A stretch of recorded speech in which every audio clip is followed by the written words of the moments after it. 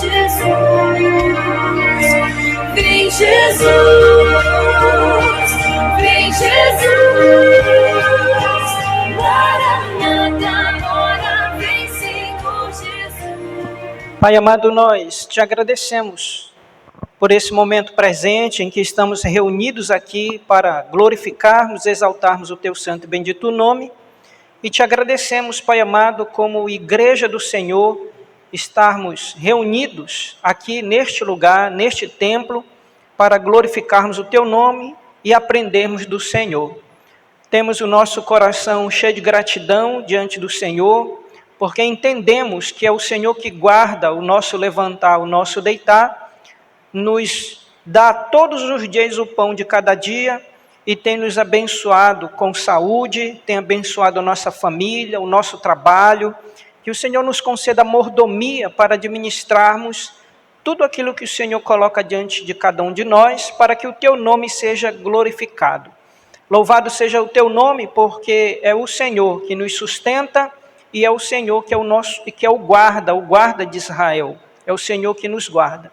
E nós estamos, Pai, contentes por estarmos aqui como igreja e poder retornar à tua casa para assim louvarmos e bendizermos o teu nome, entoarmos orações diante do Senhor de gratidão e meditarmos na tua palavra, que é esta palavra que nos traz a vida eterna. Graças te damos por cada um aqui presente, também te pedimos a tua bênção sobre cada irmão que está em seu lar, o seu trabalho, está viajando, que o Senhor visite a vida de cada um nesta noite. Assim nós te agradecemos em nome de Jesus. Amém e amém.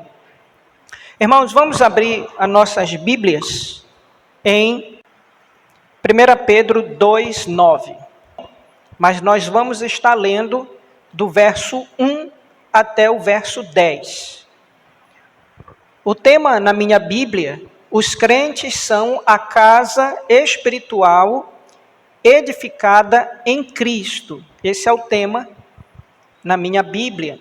E nós vamos ler 1 Pedro, capítulo 2, do verso 1 ao verso 10. Esse parágrafo ele está de acordo com aquilo que vamos estudar hoje. Vamos ver um pouco sobre o sacerdócio do crente. E Pedro, falando à igreja, ele vai mencionar isso. Os cristãos são a casa espiritual edificada em Cristo. Amém? Eu vou ler aqui e os irmãos acompanhem. Diz aí o texto: despojando-vos, portanto, de toda maldade e dolo, de hipocrisias, invejas e de toda sorte de maledicências. Desejai, então veja no verso 1, ele diz despojai, ou seja, é preciso retirar para se revertir, né? Então ele começa com essa ideia. Desejai ardentemente, como crianças recém-nascidas, o genuíno leite espiritual, para que por ele vos seja dado crescimento para a salvação, se é que já tendes a experiência de que o Senhor é bondoso, porque ninguém sabe da salvação de ninguém, né? Eu não posso dizer fulano é salvo ou ciclano é salvo, cada um, porque o Espírito Santo testifica com o nosso espírito que somos salvos. Chegando-vos para ele, quem é ele? Jesus, a pedra que vive, rejeitada, sim, pelos homens, mas para com Deus eleita e preciosa. Também vós mesmos, como pedras que vivem, sois edificados casa espiritual, para serdes sacerdócio, presta atenção nessa palavra aí, sacerdócio espirituais, agradáveis a Deus por intermédio de Jesus Cristo. Quem é que está entre nós e Deus? Jesus. E nós vamos ver hoje qual é a função de um sacerdote no Antigo e hoje no Novo Testamento e nas nossas vidas. Então eu vou ler novamente o 5. Também vós mesmos, como pedras que vivem, sois edificados casa espiritual para ser de sacerdócio santo, a fim de oferecer de sacrifícios espirituais agradáveis a Deus por intermédio de Jesus Cristo. Uma ideia que Pedro coloca aqui sobre a igreja. A igreja é um edifício e cada um de nós é um tijolo. E o tijolo deve estar construindo e fortalecendo essa igreja espiritual. Para vós, outros, portanto, 6, pois isso está na Escritura, eis que ponho em Sião uma pedra angular, eleita e preciosa, e quem nela crer não será de modo algum envergonhado. Amém? Amém? Então não deixe o diabo envergonhar você, não deixe o mundo envergonhar você, e não deixe o seu eu envergonhar você. Né? A luta da carne e do espírito. Para vós outros, portanto, os que credes, é a preciosidade, mas para os descrentes, a pedra que os construtores rejeitaram, que foi Israel, essa veio a ser a principal pedra angular, Cristo. E pedra de tropeço e rocha de ofensa são estes os que tropeçam na palavra, sendo desobedientes para o que também foram postos. Então não podemos ser desobedientes. Para sermos obedientes, precisamos estar pautados na palavra de Deus. Vós, e aí esse texto eu quero chamar a atenção dos irmãos, vós, igreja, porém, sois raça eleita, amém? Então, nós somos uma raça eleita, ou seja, um povo eleito, amém, irmãos? Diga para o seu irmão aí, você é um povo eleito, diga aí, você é eleito por Deus. Pedro está declarando isso. Nós somos eleitos porque Deus nos elegeu em Cristo Jesus.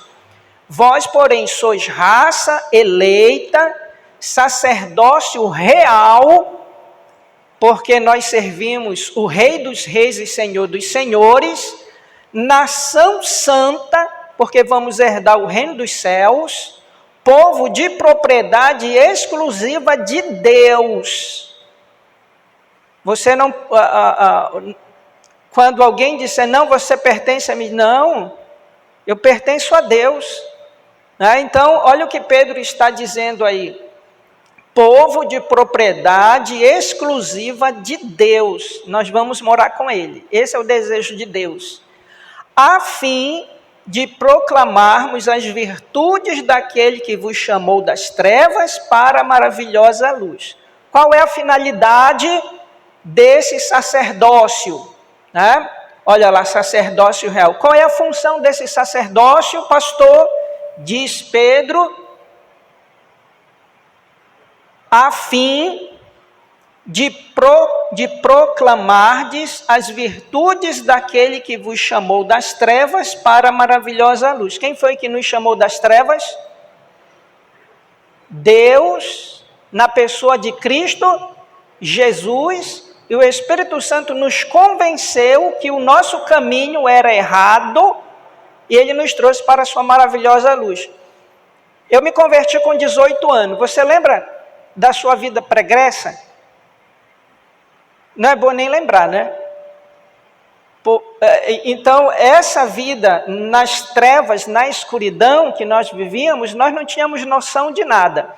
E o que foi que Ele fez? Nos fez um sacerdócio real com a finalidade de nós proclamarmos as boas novas de Deus. Quem é as boas novas de Deus? Jesus Cristo.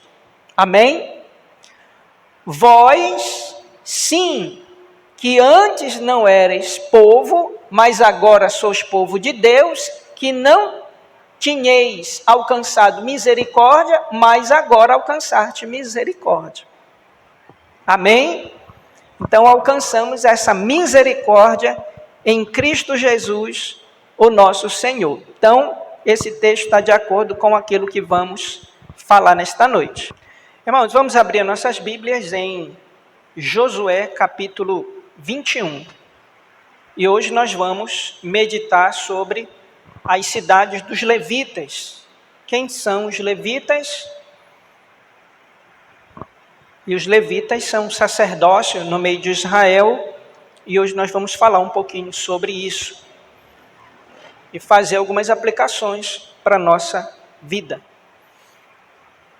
Eu estarei lendo com os irmãos, eu não vou ler todo o capítulo, mas eu quero ler o capítulo 21, do verso 1 ao verso 4, e depois nós vamos ler do verso 41 ao 45. Amém? Então, deixe aí a sua Bíblia aberta, após a leitura. Josué capítulo 21, nós vamos ler de 1 a 4, e depois vamos ler do 41 ao 45. Amém? Diz assim a palavra do nosso Deus. Então, se chegaram os cabeças dos pais dos levitas, a Eleazar, o sacerdote, e a Josué, filho de Num, e aos cabeças dos pais das tribos dos filhos de Israel. Verso 2. E falaram-lhes em Siló, na terra de Canaã, dizendo: o Senhor ordenou por intermédio de Moisés que se nos dessem cidades para habitar e os seus arredores para os nossos animais. E os filhos de Israel deram aos levitas da sua herança, segundo o mandamento do Senhor, estas cidades e os seus arredores. Caiu a sorte pelas famílias dos coatitas, assim os filhos de Arão, o sacerdote, que eram dos levitas, tiveram por parte da tribo de Judá, da tribo de Simeão e da tribo de Benjamim, 13 cidades. Verso 41. Verso 41. As cidades, pois, dos levitas, no meio da herança dos filhos de Israel, foram, ao todo, 48 cidades com seus arredores, cada uma das quais com seus arredores em torno de si, assim foi com todas estas cidades. Verso 43. Desta maneira deu o Senhor a Israel toda a terra que jurara dar a seus pais, e a possuíram e habitaram nela. O Senhor lhes deu repouso em redor, segundo tudo quanto jurara a seus pais. Nenhum de todos os seus inimigos resistiu diante deles. A todos eles o Senhor lhes entregou nas mãos. Nenhuma promessa falhou de todas as boas palavras que o Senhor falará à casa de Israel. Tudo se cumpriu. Amém? Então, o que Deus disse, está dito e tem que ser cumprido. Irmãos, antes de eu entrar no texto, eu quero fazer algumas colocações para nós podermos entender um pouco do que está acontecendo dentro desse contexto. Amém? Então, o tema de hoje é o papel dos levitas na sociedade e na vida religiosa. Então, nós vamos ver qual é o papel dos levitas naquele contexto e vamos ver hoje, o sacerdote, não no sentido de levita, mas o sacerdócio hoje, e naquele sentido, qual era o papel deles dentro do contexto de Israel e a sua importância. Qual era a importância disso? Então, no capítulo 21, do verso 1 até o 42, nós vamos ver a tribo de Levi, que não tinha território próprio, Então, nós sabemos, nós vimos isso em Josué capítulo 13, 33, 14, 4, 18, 7, que os levitas não tinham herança, não tinham terra, Mas isso não significa que eles não tinham que ter um local para morar. Amém?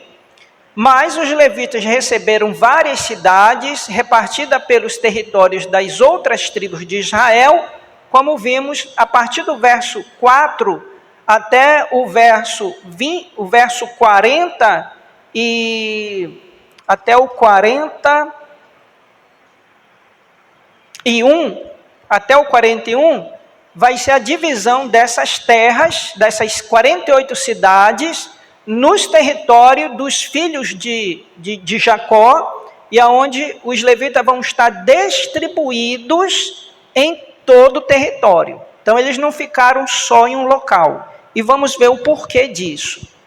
Amém? Aqui se enumeram, no caso no versículo 41, 48 cidades levíticas que foram distribuídas para esses povos, entre as quais se encontravam também as cidades de refúgio. Lembra do capítulo 20, as cidades de refúgio?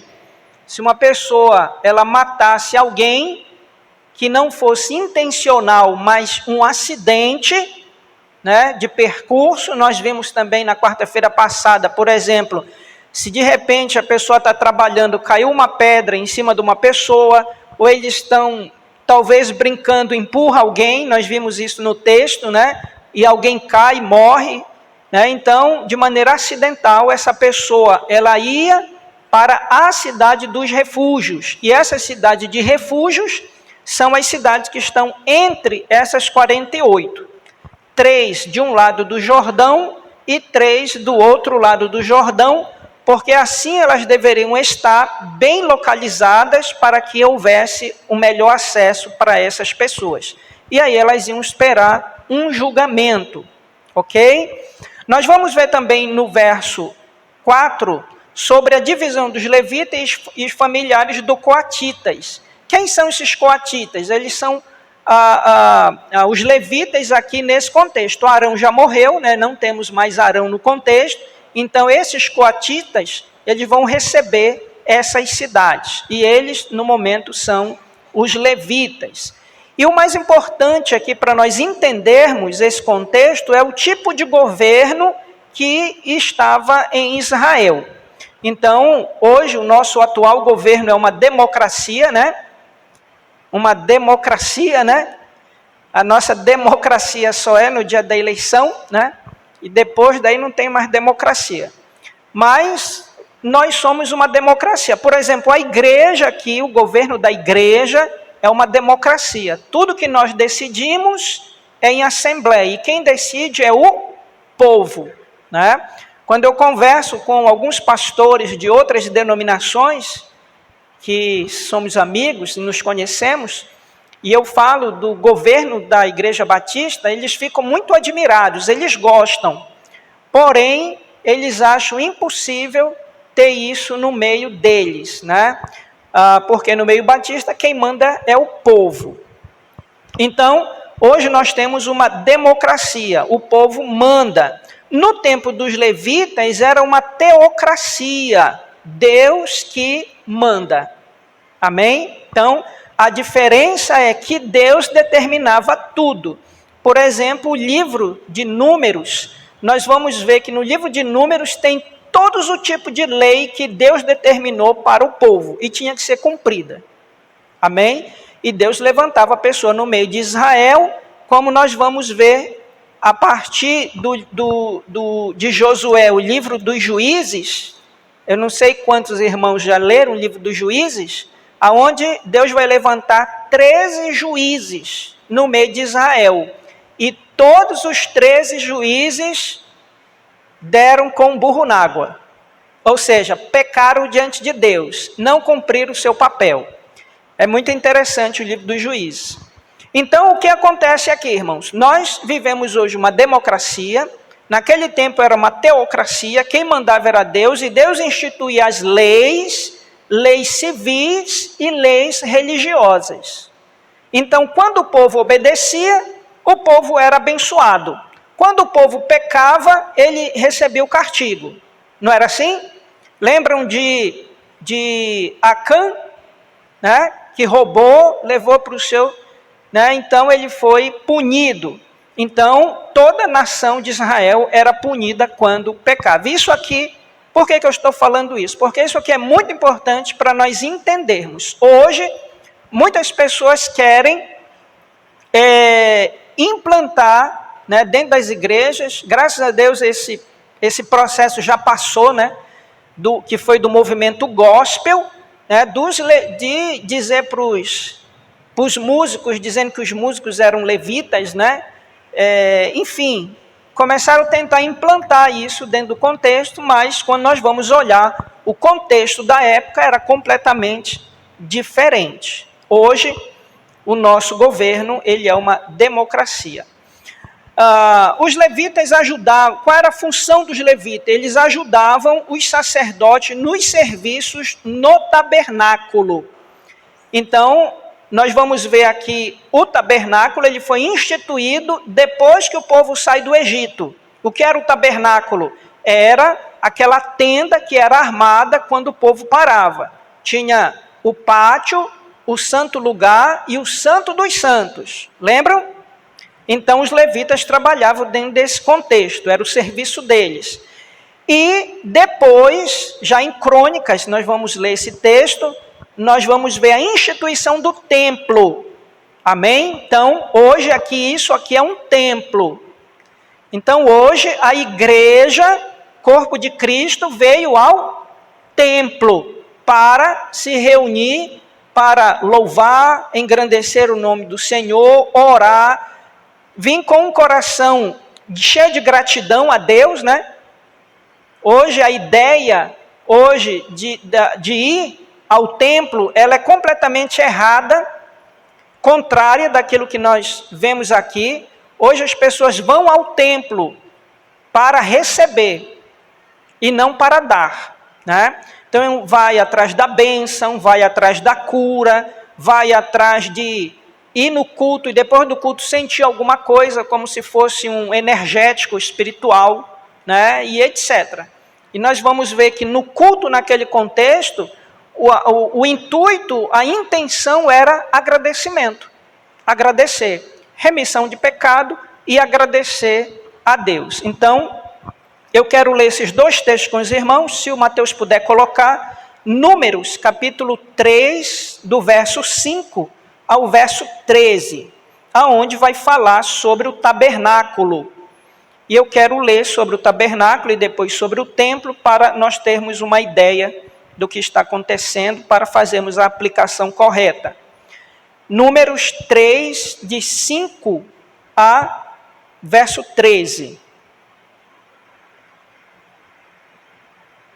Amém? Já, Mateus? Ok, então olha aí. Disse o Senhor a Moisés. Então isso aqui é muito importante na teocracia. Então quem está dizendo é o Senhor. Quem determina isso? O governo. Amém?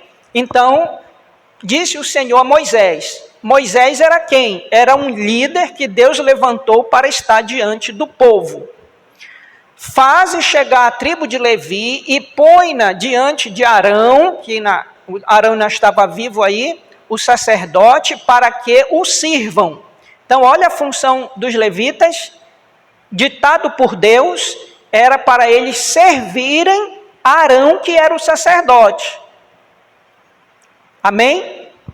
Eles não eram sacerdotes, eles trabalhavam no templo. Então, diante da tenda da congregação, para ministrarem no tabernáculo. Essa palavra ministrar aí era também a palavra. Alguns levitas, eles tinham a função também de manter, de fazer com que o povo viesse obedecer aquilo que Deus dizia, né? 8. Terão cuidado de todos os utensílios da tenda da congregação e cumprirão o seu dever para com os filhos de Israel no ministrar do tabernáculo. Amém? Verso 9. Darás, pois, os levitas a Arão e a seus filhos, dentre os filhos de Israel, lhes são dados. Aqui é uma divisão entre os levitas e os filhos de Arão. Porque os filhos de Arão, eles são o quê? Sacerdotes. Amém? Então, verso 9, novamente, darás, pois, os levitas a Arão e a seus filhos. Dentre os filhos de Israel, lhes são dados. Mas a Arão e a seus filhos ordenarás que se dediquem só ao seu sacerdócio. E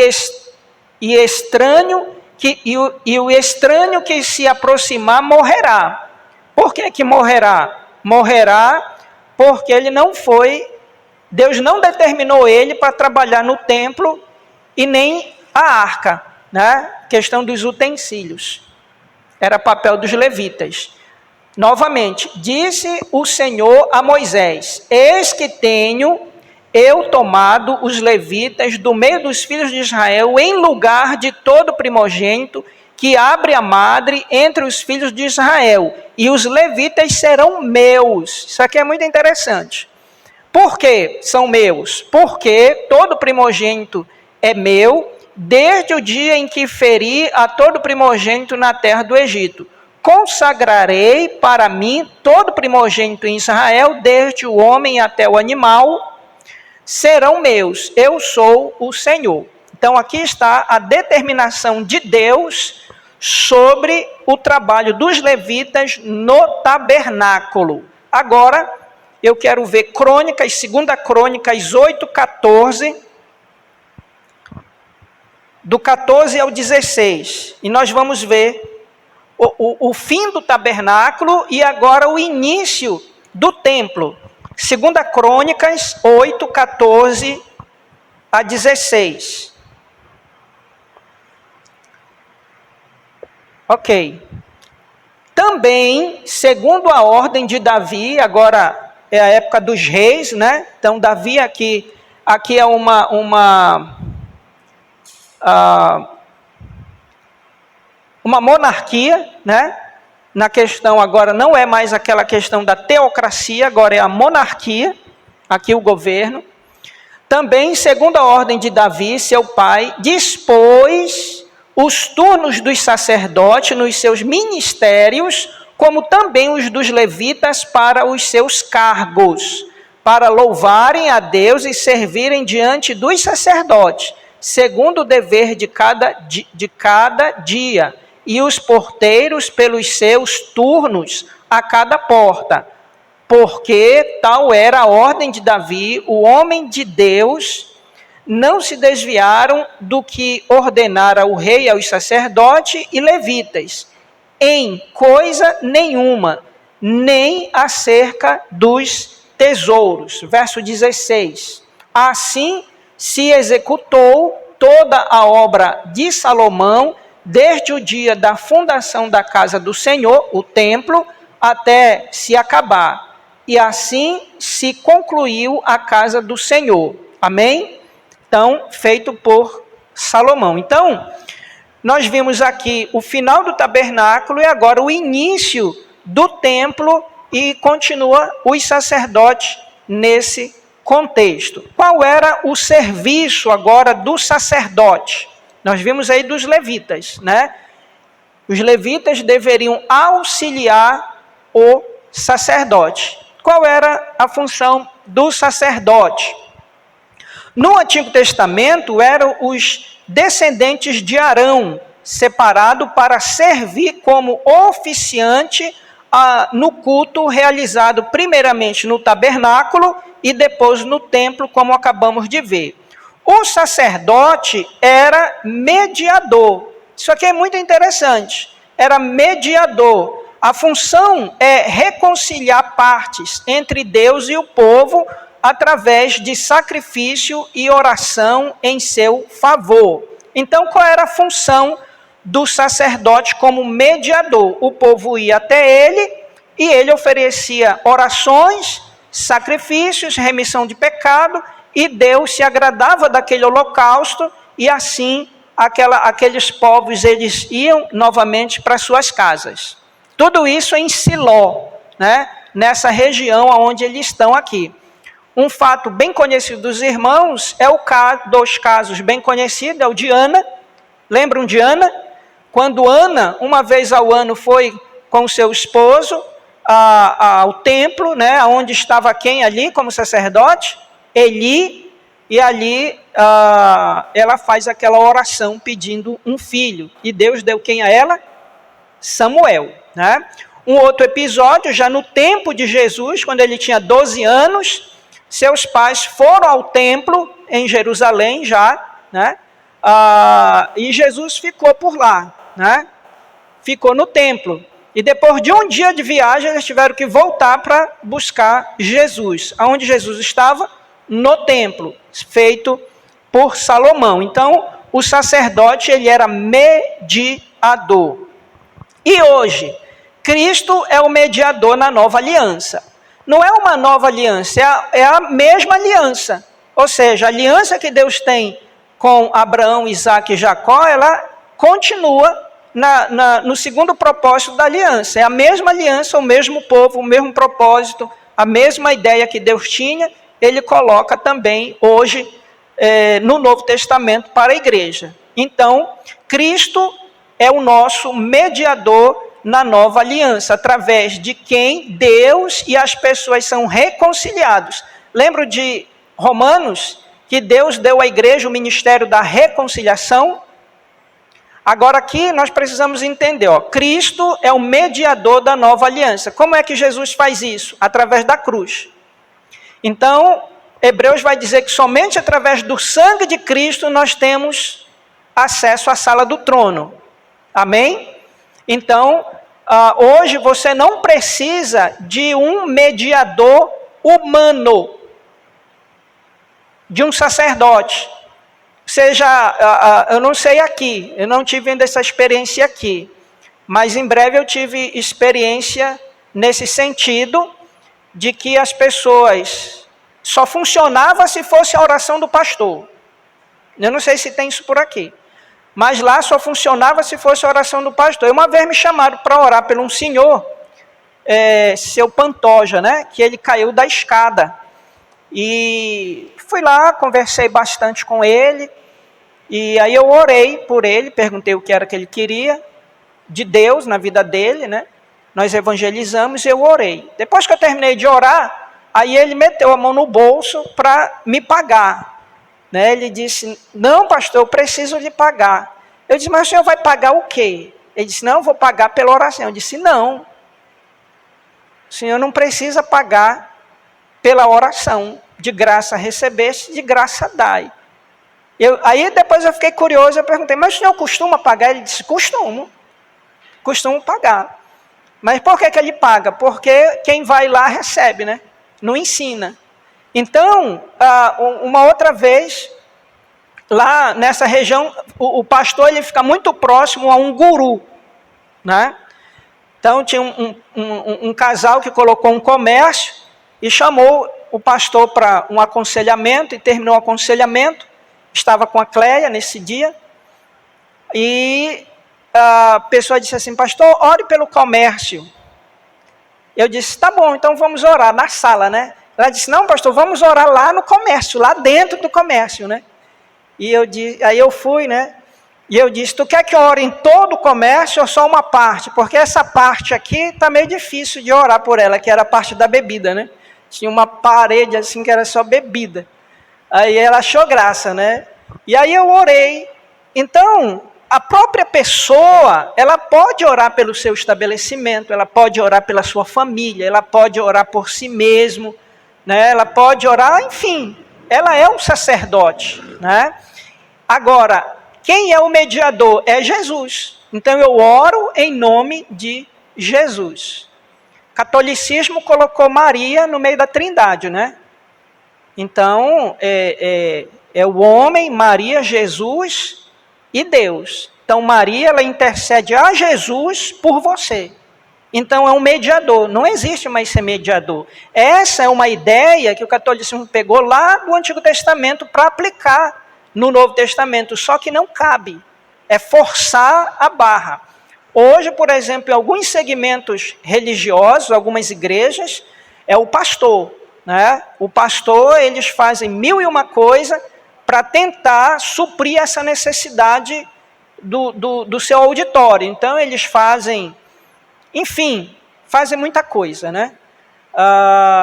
Lá em Ananindeua, tem uma igreja lá, que é de uma vereadora de lá de Ananindeua, e o marido dela é o pastor desta igreja, uma igreja quadrangular, é a igreja da pastora Rai.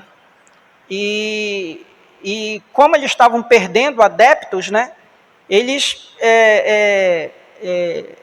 tiveram uma ideia de ungir a Bíblia. Né? Então pegaram uma taça grande mesmo, com óleo, e pegaram uma Bíblia e colocaram lá para ela ficar de molho durante 7 dias, e depois ia pegar aquele óleo ungido e ia distribuir, né?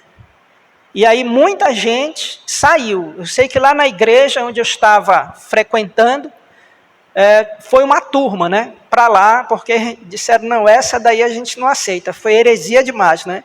Então muita gente saiu de lá. Por quê? Porque tenta forçar uma coisa do Antigo Testamento, um ritual do Antigo Testamento, para se colocar no Novo, e aí vai esbarrar em quem? Na pessoa de Cristo Jesus, não é verdade?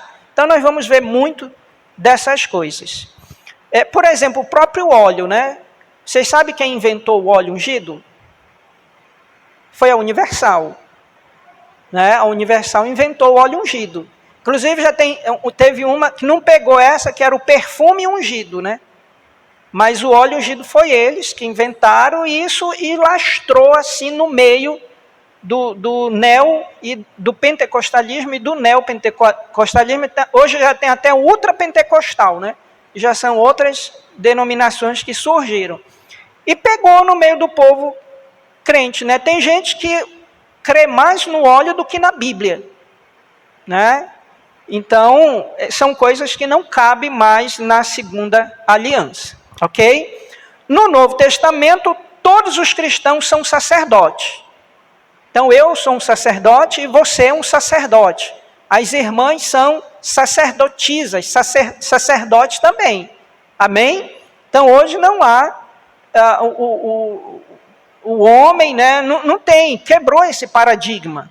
Então eu quero ler 2 textos com relação a isso. Um em Apocalipse capítulo 1, verso 6, que diz assim: e nos constituiu reino, sacerdote para o Deus e Pai, a Ele a glória e o domínio pelos séculos dos séculos. Amém. Então olha só, e nos constituiu reino, ou seja, o reino foi implantado no nosso coração, e sacerdote para o seu Deus e Pai. Ou seja, nós somos embaixadores e representantes de Deus aqui na terra. E Apocalipse 5,10 vai dizer, e para o nosso Deus os constituíste reino e sacerdote, e reinarão sobre a terra. E 1 Pedro, que eu li para vocês ainda há pouco, 2,9, que diz, vós, porém, sois raça eleita, sacerdócio real, nação santa, povo de propriedade exclusiva de Deus, a fim, ou seja, a nossa finalidade aqui, aonde Deus nos instituiu como igreja em Atos capítulo 1, lembram? E nos capacitou com o Espírito Santo, com a palavra, para sermos testemunhas. Então, a fim de proclamarmos as virtudes daquele que vos chamou das trevas para a maravilhosa luz.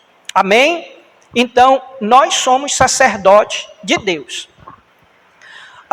Hoje não tem, naquela época tinha de dizer assim, não, Acã, né, foi tua culpa, Acã, agora tu vai morrer por isso. Tu que fez a gente perder a guerra para Ai, né?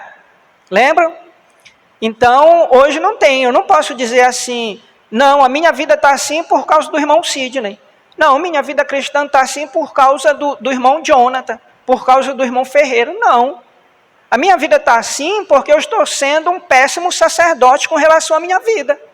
Porque a Bíblia diz que nós somos templo do Espírito Santo de Deus. Como é que eu estou lidando com esse templo? O que é que tem neste templo? Né? Neste templo. Né? O que é que armazena neste templo?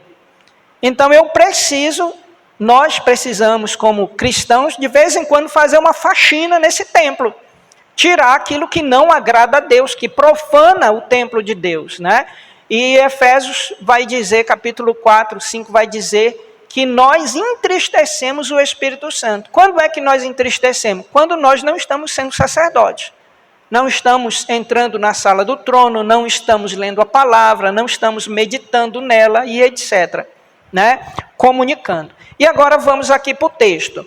O verso 1 ao verso 4, nós vamos ver um pedido. E aqui é muito interessante que a mesma atitude que os levitas têm, também Caleb teve diante de Josué. E aqui nós vamos ver um respeito sobre a hierarquia. O verso 1 diz: se chegaram os cabeças dos pais dos levitas a Eleazar. Então a liderança dos levitas chegaram diante de Eleazar, que era o sacerdote naquele momento, Josué, que era o governador naquele momento, e os cabeças dos pais das tribos dos filhos de Israel. Então eles chegaram, como Caleb chegou com Josué, e disse: olha, nós precisamos conversar sobre a nossa herança. E nós estamos aqui, queremos conversar porque é uma promessa de Deus para a nossa vida.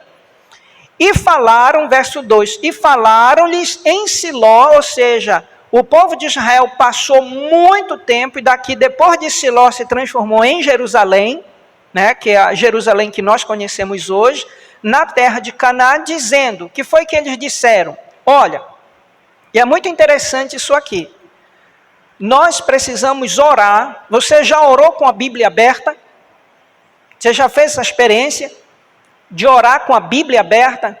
Ou seja, você está lendo a palavra e você se depara com um texto que é para você. Por exemplo, hoje uma irmã que é missionária, a irmã Sandra, lá da Primeira Igreja Batista do Pará, ela me manda, muitos irmãos me mandam aqueles preparados já, né?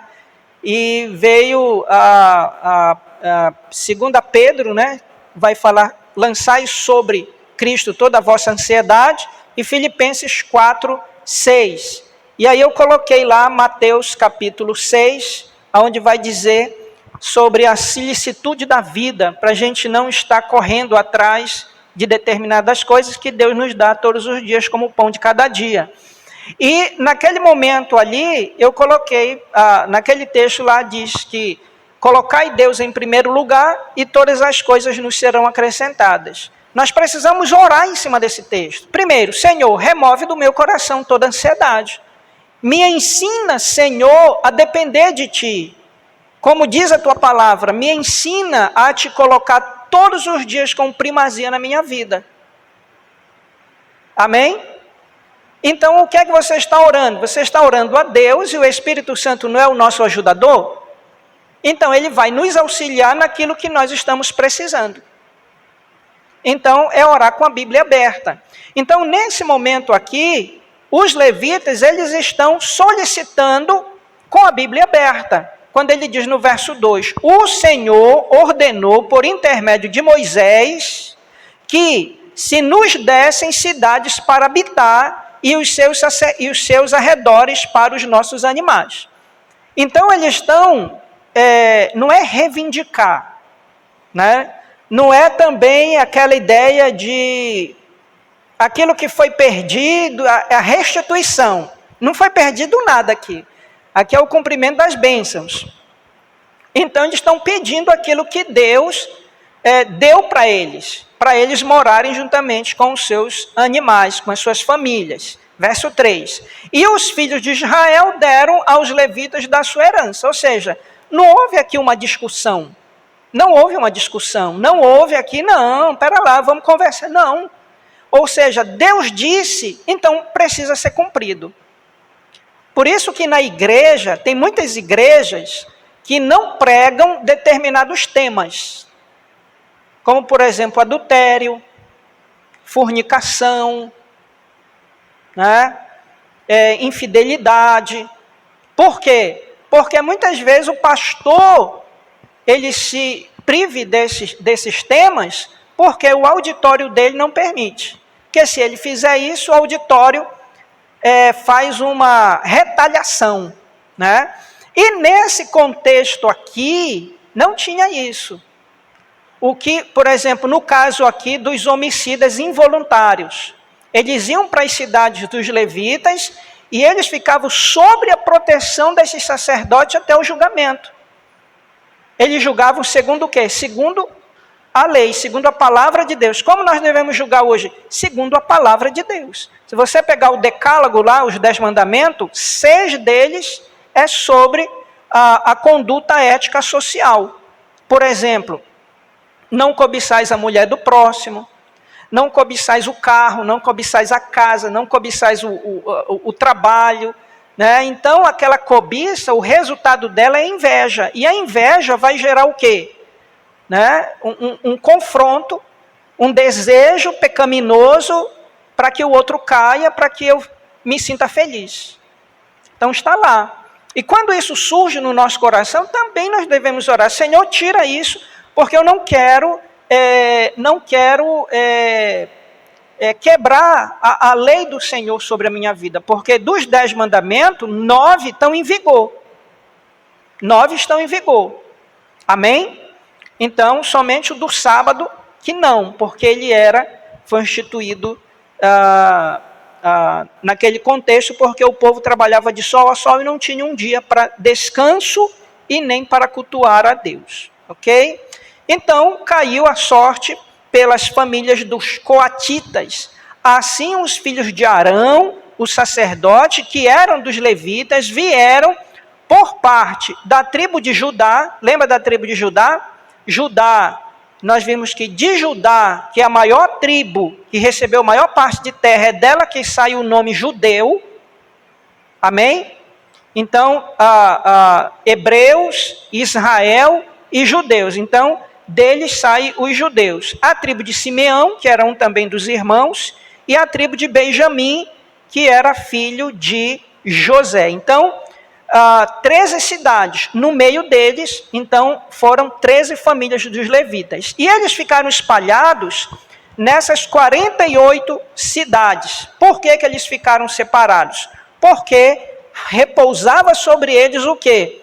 A questão, tudo que acontecia em Israel, quem tinha que resolver? Os levitas. Era eles que tinham que resolver a questão civil. Então, eles precisavam estar espalhados em todo Israel, como, por exemplo, quando alguém matava involuntariamente alguém, ele ia para onde? Ia para a casa dos levitas, né? Mas eles julgavam conforme a lei. Amém? E aí vem uma síntese, né? Finalizando aí o versículo 43 a 45, é uma síntese de todo o livro, resumido em 3 pontos. Eu quero ler o 41, 42, mas a síntese está no 43 ao 45. Então, o verso 41 diz: as cidades, pois, dos levitas, no meio da herança dos filhos de Israel, foram ao todo 48 cidades. Amém? Então, dessas 48 cidades, eles moravam próximo aos filhos de Jacó, né, o Israel, para que eles pudessem não somente ministrar a palavra, ministrar o culto a eles, mas também os rituais, as 4 festas anuais que eles tinham, né? Lembram? Do Pentecoste era uma, né? Então, eles precisavam fazer isso. Então, por isso que eles estavam perto. E quando acontecia alguma questão civil, eles também tinham que julgar. Então, por isso que eles tinham que estar próximos. Verso 42, cada uma das quais com seus arredores em torno de si, assim foi com todas estas cidades. Então, os sacerdotes, eles ganhavam, né? Eles não trabalhavam, eles não tinham terra para produzir. Então, mas eles ganhavam, por exemplo, o gado, né? O gado. Então, eles tinham que ter uma terra para administrar o gado, porque era muita gente, tinha que comer. Não é verdade? Mas também, você lembra quando chega lá qual é o último livro da Bíblia aqui? Deixa eu ver aqui. Malaquias, Malaquias. O texto bem conhecido de Malaquias 3:10, né? Que os irmãos conhecem. Por que que Deus exorta o povo de Israel em Malaquias sobre dízimos e ofertas. O livro de Malaquias fala sobre culto. E o dízimo e oferta faz parte do culto. Por isso que é no culto que nós devolvemos dízimos e ofertas. Sabe por quê? Porque eles estavam devolvendo de qualquer maneira. E estava faltando para os sacerdotes. E eles estavam descumprindo essa lei. Então, hoje, dentro do nosso contexto, nós vamos ver muitos crentes que eles boicotam o dízimo, né? Por incrível que pareça. E essa pessoa acha que vai prejudicar o pastor. E ele esquece que o pastor, ele está sobre as mãos de Deus. Quem sustenta o pastor é Deus. Amém? Agora, quando a pessoa boicota isso, ela vai se ver com quem? Com Deus e não com o pastor. Essa é uma questão muito delicada na Bíblia, mas é uma verdade absoluta que ela está em vigor até hoje. Por que ela está em vigor até hoje, pastor? Porque ela faz parte do culto. Né? Ela não é uma incisão do culto, ela faz parte do culto da liturgia. E a síntese aí no versículo 43, 45, 44, 45. Veja aí. Desta maneira, deu o Senhor a Israel toda a terra que jurara dar a seus pais. Amém? Então, veja a síntese que ele faz de todo o livro. Deu o Senhor a Israel toda a terra que jurara dar aos seus pais. Nesse 3 versículos, nós vamos ver muito a palavra aqui, jurara, deu, falava, possuía, né? Então, tudo se referindo àquilo que Deus prometeu e Deus fez. Então, desta maneira, deu o Senhor a Israel toda a terra que jurara dar a seus pais, Abraão, Isaque e Jacó, e a possuíram e habitaram nela. Então, aqui se conclui, né? Não vai ter mais divisão de terra, os levitas são os últimos. Então, qual é a lição aqui para nós? Que Deus cumpre as suas promessas. Amém? Então, aí você precisa dizer, pastor, mas quais são as promessas? Aí a gente tem que ter um outro culto para falar sobre as promessas. Né? Amém? Então, essas promessas elas foram cumpridas na vida de Israel. Segunda, verso 44. O Senhor lhes deu repouso em redor, segundo tudo quanto jurara a seus pais, Abraão, Isaque e Jacó, nenhum de todos os seus inimigos resistiu diante deles. A todos eles o Senhor lhes entregou nas mãos. Aqui é a responsabilidade de Deus e a irresponsabilidade do homem. Por quê? Porque você vai me perguntar assim, pastor, mas não ficou lá os filisteus, cananeus, os heteus no meio de Israel? Ficou. Mas não porque Deus permitiu. Porque o texto está dizendo que Deus deu e deu condições a cada filho de Jacó a expulsar eles. Como fez quem? Como fez Caleb.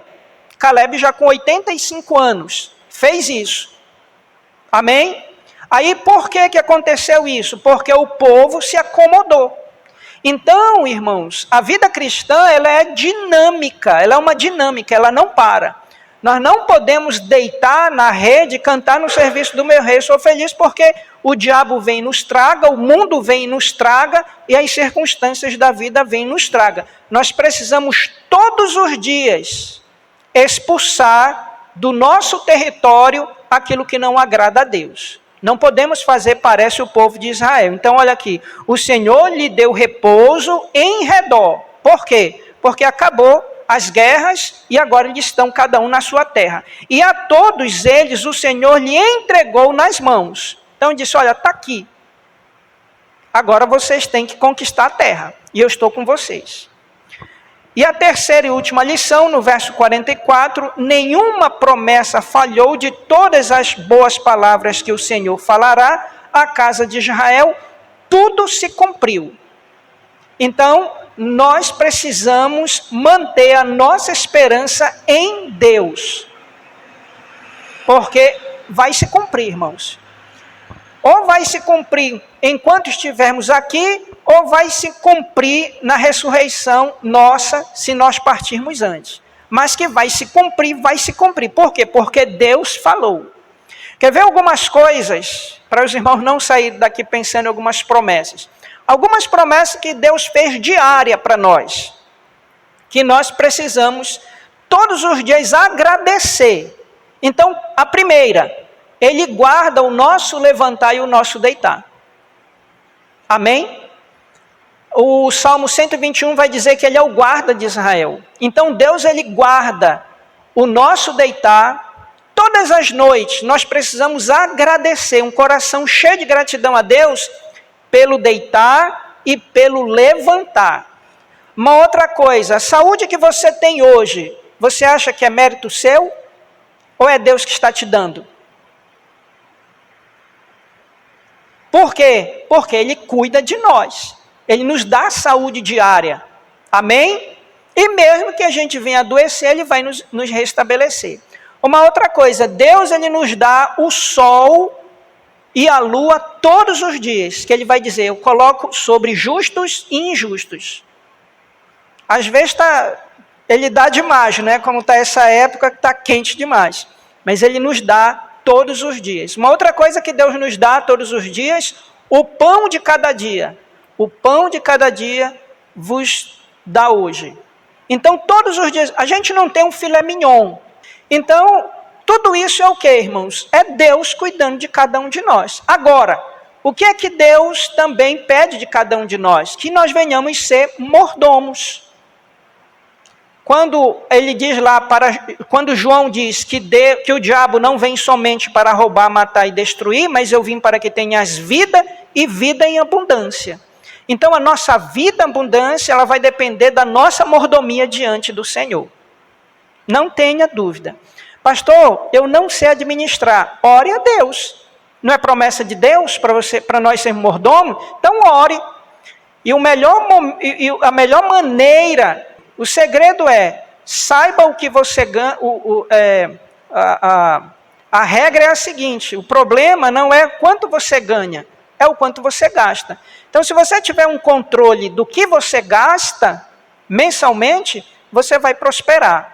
E já diz o economista que 30%, se quem não tem essa mordomia, 30% é vaidade, né? E vai embora.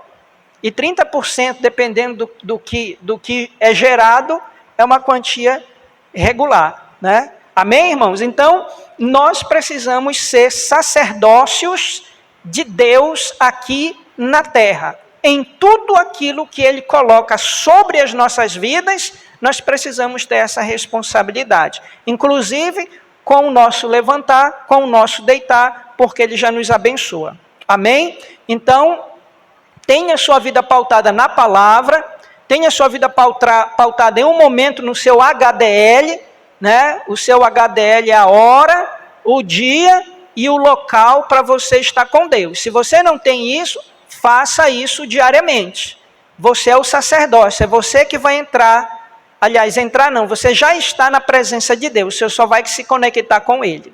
Amém, irmãos? Então vamos ficar em pé e vamos orar, agradecer a Deus por essa noite. E agradeço os irmãos por estarem hoje aqui. Estamos retornando aos poucos, o irmão Ferreira, que Deus o abençoe grandemente e a família. Vamos orar, irmãos. Pai Santo, nós te agradecemos em nome de Jesus pela tua graça e bondade e te pedimos nesta noite, Pai amado, que o Senhor nos ensine, através da tua palavra, a termos, Pai amado, mordomia e sermos o sacerdócio do Senhor aqui, levando a tua palavra a todo aquele que não te conhece, mas também nos mantendo assim, lendo, meditando e orando diante do Senhor, para que possamos ensinar outros. Também eu te peço que o Senhor venha abençoar e restaurar a vida da irmã Joana, que está fazendo exames, tomando medicação, para que a pressão regularize, a fraqueza no corpo e que o Senhor venha restabelecer a tua serva em nome de Jesus Cristo. Assim também, Pai amado, a vida de cada irmão aqui presente, aqueles que não puderam vir, que o Senhor venha restaurar e abençoar em nome de Jesus Cristo. Que a graça do Senhor esteja sobre a vida de cada um de nós, leva-nos em nossos lares e nos concede uma noite de paz, uma noite restauradora. É o que te pedimos em nome de Jesus Cristo. Amém e amém.